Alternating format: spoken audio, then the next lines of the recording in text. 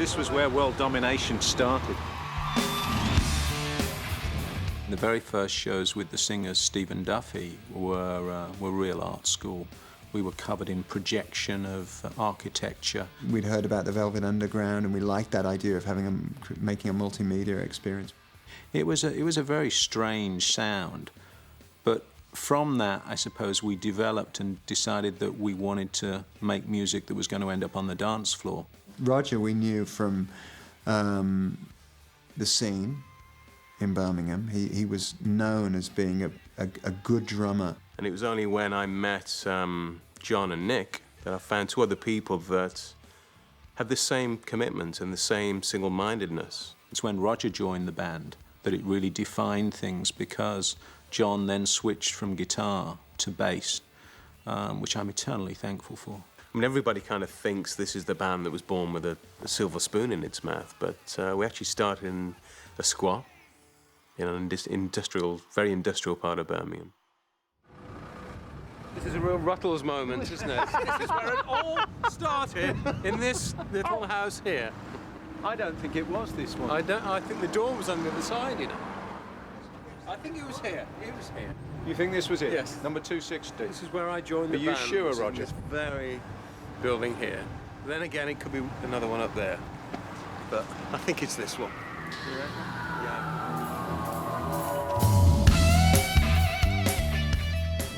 Roger, John and I had already bonded and formed a pretty strong musical unit, but we were in desperate need of a guitarist and a singer. Eventually, we decided to advertise ourselves. I think it was in Melody Maker. They wanted a guitar player who was kind of somewhere between Steve Jones, Mick Ronson, and Dave Gilmour. And I thought, well, I can play all three of them. So which one should I be? We got, I think, 17 responses. And I looked at all the names, and one of them was Andy Taylor.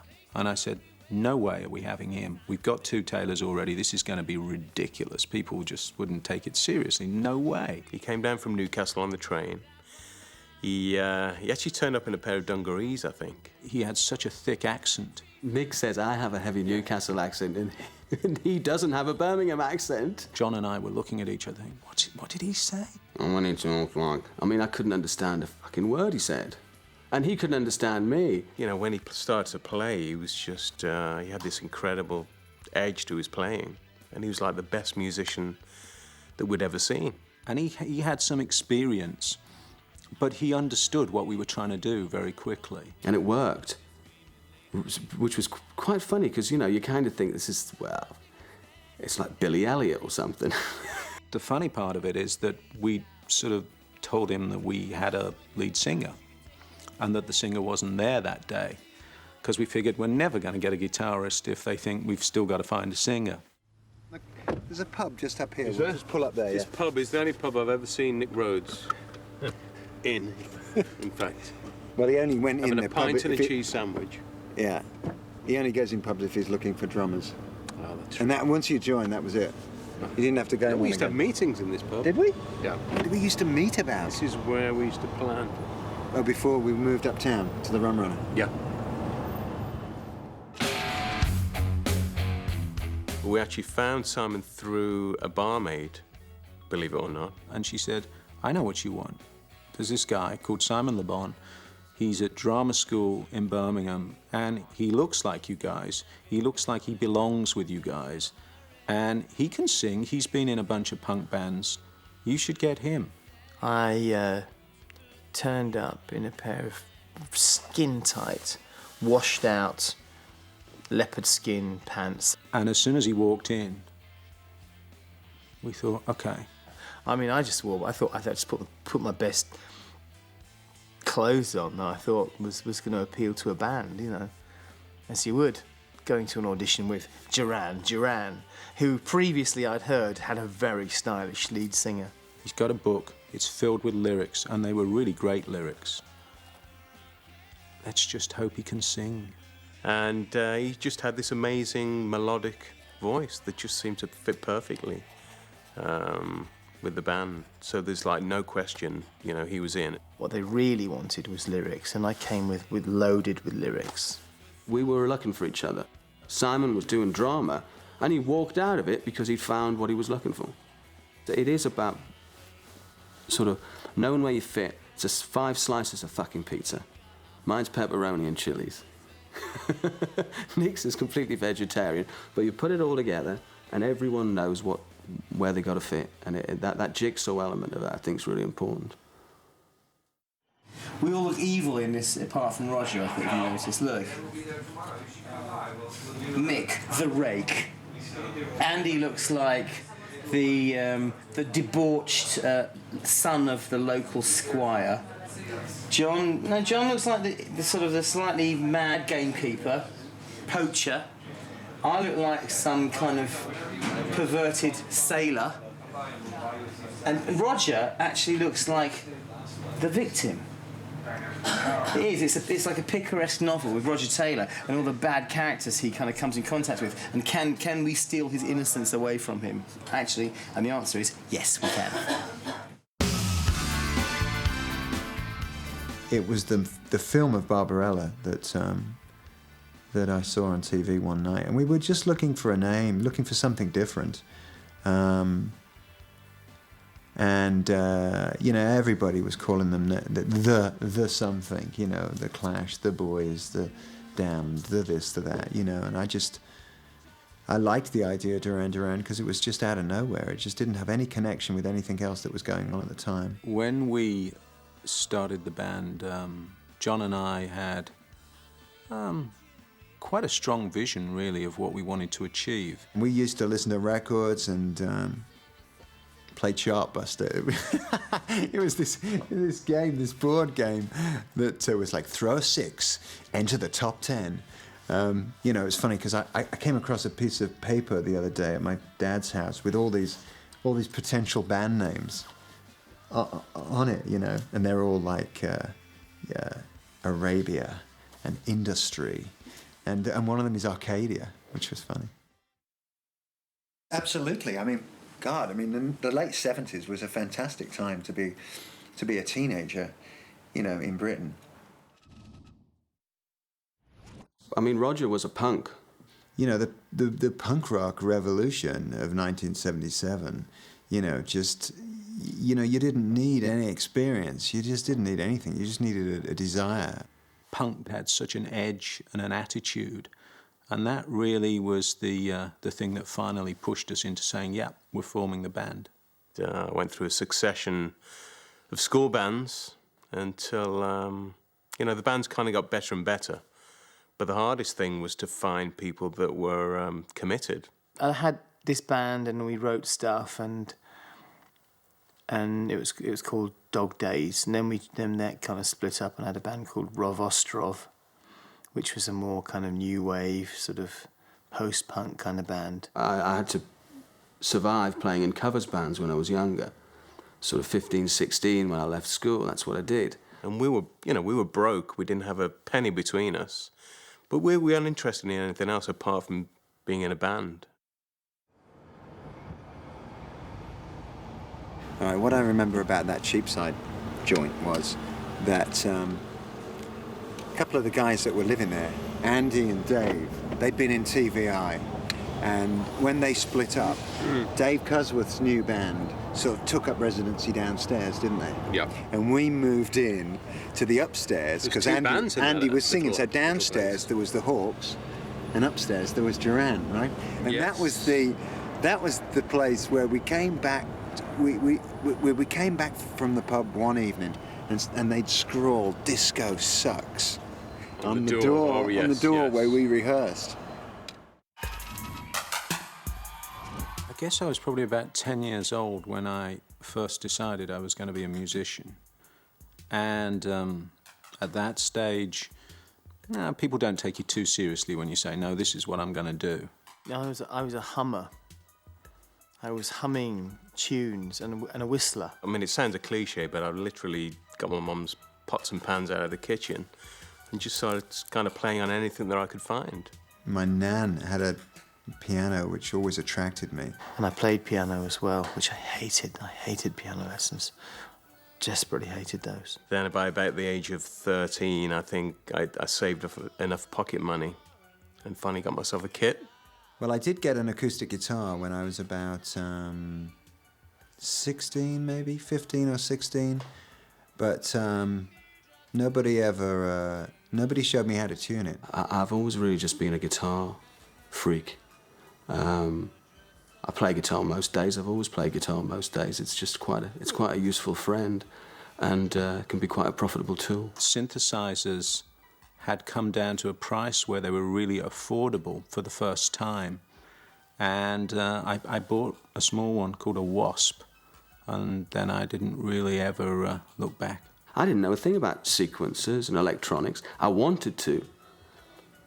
But, you know, once you get past sort of Birmingham, they don't sell that sort of equipment. You get the rest. The jacket. It's the jacket. Oh, man. Yes, yes, It's going to be warm, though, isn't it? Well, I'm going to take that off as soon as I get on. Look at the sequence. Stars. I feel like a star.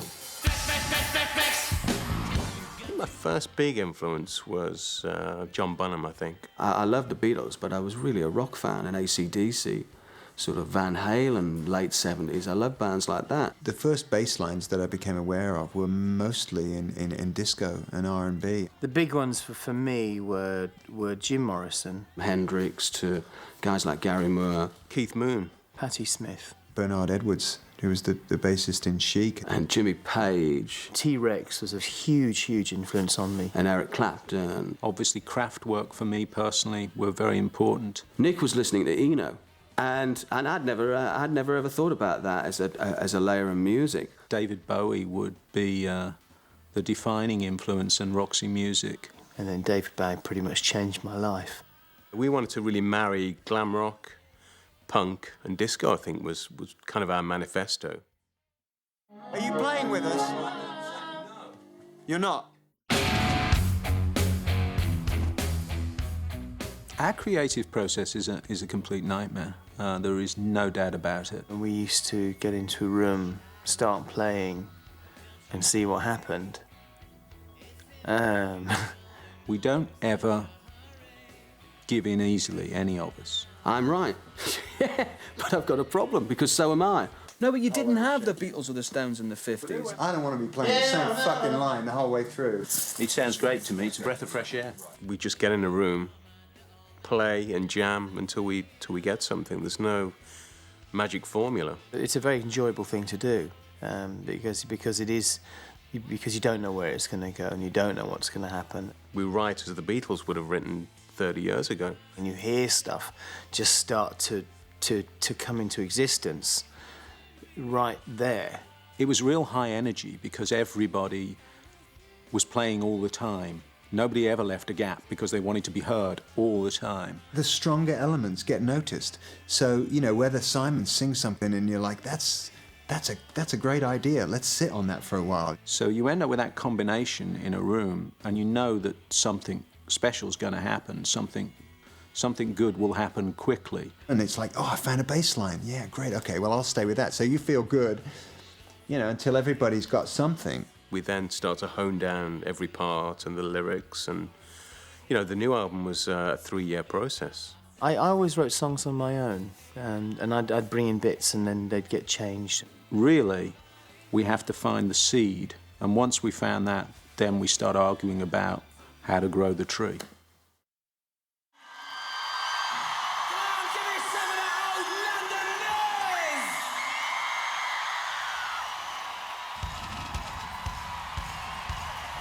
I mean, we were top of the world. I mean, the biggest band in the world, and it was amazing. We loved it. And I think we've always been very grateful, and always felt very lucky that it was us who was that band in the 80s. And we've got respect for our fans, and we love the crowd, and we love the moment, and we love the show. We still do. It's something that hasn't changed at all. Particularly with Duran, I mean, our live show is so exciting. It's real high energy. I do remember when we played in front of a crowd that was almost all girls. And they'd be like screaming maniacs. We have an amazing relationship with the audience through the live show. It was a scream. It kind of rips your ears off. You know, we get to the hotel and there'd be like 200 of them outside the foyer, you know, with pressed up against the glass. And now it's like this roar. I mean, we've got an older audience, obviously. A lot of these people, they're still with us. They've grown up with us, and they still want to come and see us. I think people listen more now. I think the kids used to just come and scream, and I think we could have walked on that stage and done anything. I mean, the original five, I mean, we kind of imploded. As it came bigger and bigger, I think we became more and more detached from the audience. You kind of roll up to the arena in your fleet of limos, you go on stage, and then you're kind of ushered out back to the hotel, and, you know, you're very protected. So I think it got less and less fun, actually. There was no doubt that things had started to wear away a little. It felt like that somebody pulled the plug out of the bath and the water was slowly running out. It didn't feel like a gang anymore. It had become work, and I think people were starting to look in different directions. I was barely holding on. I mean, I can't speak for anybody else, but, you know, it was it's a pretty powerful experience, you know, going through that kind of that fame mill. The pain that goes with when you're doing that well and you're in that much pain, and you're arguing and fighting, and it's all going on around you, and you're up Eiffel Tower shooting fucking videos and that, but no one's really enjoying it. I mean, I knew how to be a pop star, you know, but I just didn't know how to live. You know, John and I were snorting half of Peru at the time, so our judgment was flawed. It got dicey.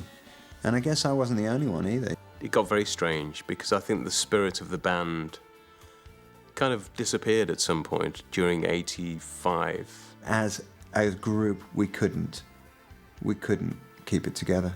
Live Aid was the last gig we did. And we're all on the same stage, but really I think we're just in different headspaces. You're on the edge of a cliff, and someone says, and you're doing Live Aid to 2 billion people. It's almost like it's set up, you know, there was a firing squad was waiting for us.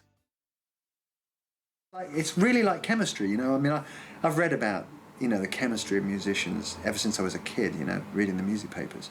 I never really knew what it meant until the five of us got back together.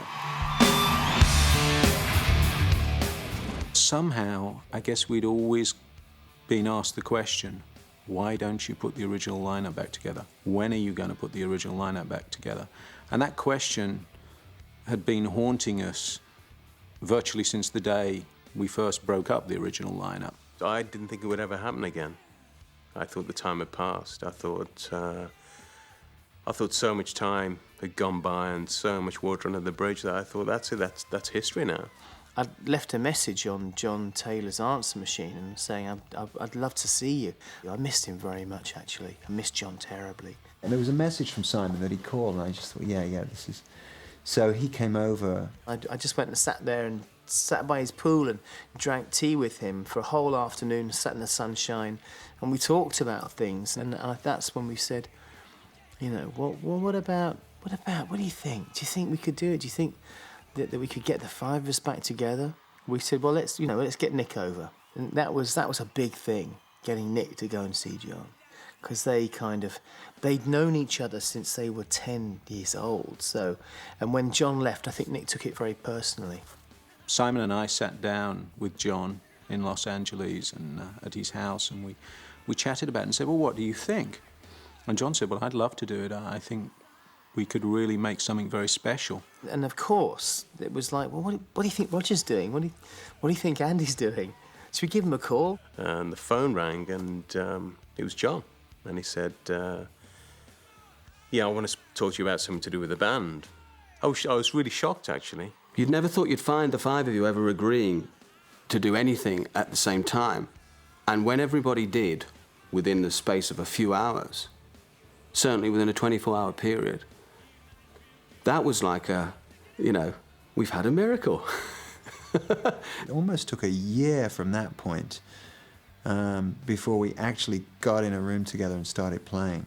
I think we all were looking forward very much to the opportunity to do that, to see what would happen musically when the five of us got into a room. And we plugged in and we started playing together. And it was at that point that I knew it was going to work, because the sound we made was instantly recognisable as Duran Duran. And boy, did it start happening. It really did. It's been a great experience to go back and retrieve a great part of your past and, you know, move it forward again with with your friends, you know, a great bunch of guys. The setlist gag is ongoing. So you figure out the set on the way back, won't you? What? Okay, so we're doing the Cardiff set. I think we should move Planet Earth later. That's a great place for I Don't Want Your Love. Yeah, it's always a bit of a process deciding on our set list. Notorious Reflex, Careless Memories, Wild Boys. It wasn't the set I gave you. Girls, Careless Memories, Wild Boys. One too many slow ones for me. What were you thinking of changing Nightboat with? Yeah, I don't care. Too many changes. Let's add Union. There's no final solution. Tiger should go before the chauffeur. Not a bad idea. What about White Lines? New Religion there. New Religion there, yeah? We usually still argue in 10 minutes before we go on stage. I thought they were all too close together. Yeah, so let's add Union. Well, I don't think we can get any longer. And that's the way it goes every single night. It's I'm waiting for it to change, but so far nothing gives. I woke up this morning and I'm like, oh, we're playing Wembley today. All right, yeah. Well, turn the phone off.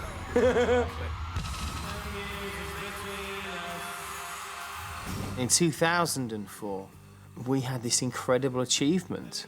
The British tour for us was pretty extraordinary. You know, I don't think any of us imagined it would sell so quickly and so well. That tour was the payoff, really. That was the payoff for the whole reunion. It was fantastic to do it. I think we broke our own record for the amount of people we played to in the UK. The tour was an opportunity, you know, just to get back in the house under the roof with so many people that, you know, hey, we named our kid after you. We got married because of you. Well, I lost my virginity to you, you know. I mean, every night was just, it was fantastic. It was the best tour we've ever done.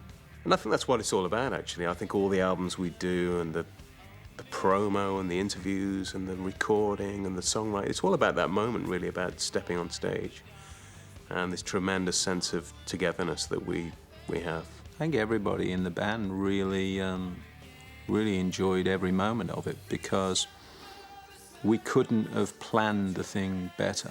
I don't think we ever used to smile as much on stage back in the 80s. I think we were much more sort of like, you know, sort of sucking the cheeks in and posing, and this kind of wave of happiness and joy that kind of comes off the stage now is really just an expression of that sense of achievement, I think, that we all feel. I mean, that was cracking. That was fucking cracking. That was everything it needed to be. Yeah, we delivered it. The sound was so good on stage. God, I was... Fantastic, magnificent. I was just... Stand on stage. I was roaring at the end. Andy Hamilton goes back. He played on Planet Earth. He played the original solo on Rio. Strangely enough, I mean, when I think about it, no one stood the test of time. He's still here. Guy's been with us now 23 years. We had more scope on this British tour, so we were able to play songs like Tiger Tiger. We'd never played that before. It's a sort of 3-4 minute instrumental. It's just another little weapon in the arsenal, I think, to have a great sax player come on. It's a Roxy Music affliction. It's important in a set to have a real dynamic, to have real highs and nice, calm, low points. And Tiger Tiger really is like this beautiful flower in the middle of the set. In Phoenix, I couldn't move Why around are they at different all. sizes? They're actually the same size, aren't they? Oh, I didn't know. I thought Rogers might be a possibility. I don't know. It is, but I See wouldn't Spinal do Tap. that for... The idea for the stage on this tour was actually a concept John and I had. The round stage was a real Spinal Tap moment, because we were in America somewhere, and I don't know how it started, but Nick and I were sitting together and we started sketching this round, all these circles. We had a round lighting rig. And Andy leans over and goes, "Well, it's a double D, isn't it? It's a double D." We could do it like that, 2 Ds, the light rig, and then if we had one, and then another thing in the middle, and 3, and all this, seriously, was on a napkin. And the napkin, just like Spinal Tap, was given to the LD. And I mean, when you're looking down from above, it'll look like one of those Solve the Riser Kandinsky things or something, Alex, our lighting designer, took it and, of course, made it really beautiful, put it into his computer and developed the idea into something that was going to work. And I just thought that was actually said a lot about where we're at. You know, you hate it when everyone's all off reading their books and like, you know, I'm too old for this now and that. You know, you're still standing buzzed up about how much can we spend on fucking lights to make it look great. It's great what you did. You'll trip out when you see it. It's, On the big it's screen. great. On the big screen when we're all playing in the along. Imagery and presentation has always been very important to us. Nick is like, when we're on stage, you know, he's the guy that's like, he's looking at the screens. How's the screens doing? You know, he's like, yeah, everybody else is just, we're all just bearing down on our instruments. One of the films that we made for the projection was the anime for Careless Memories. That's something that really came out of the blue. A guy that we work with a lot, Gary Oldknow, who's also designed a lot of our imagery for the projection. He really wanted to do a piece of animation. He found somebody to work with in London who came up with most incredible concept. And I hope Careless Memories, being one of our more violent songs, was the perfect thing. So there's the 5 of us created. And if you'd seen the initial drawings and how we ended up there, it was really a great success story. It's a moment in the show where you know that actually the audience are watching the screens. They're not really watching us.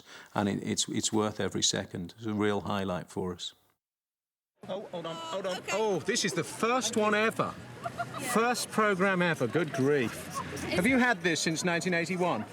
Wow. I don't think I've seen this for about 20 years. There you go. You could do this for us. Yeah, okay. The future? I can see it's going on for a long time. It's been a good ride, so there's no reason to suppose it's not gonna stay good. It's a funny mix, you know, the human chemical thing, how it works and how it still works. Well, I think we've rediscovered something that's very special, and we're going to keep rolling, definitely.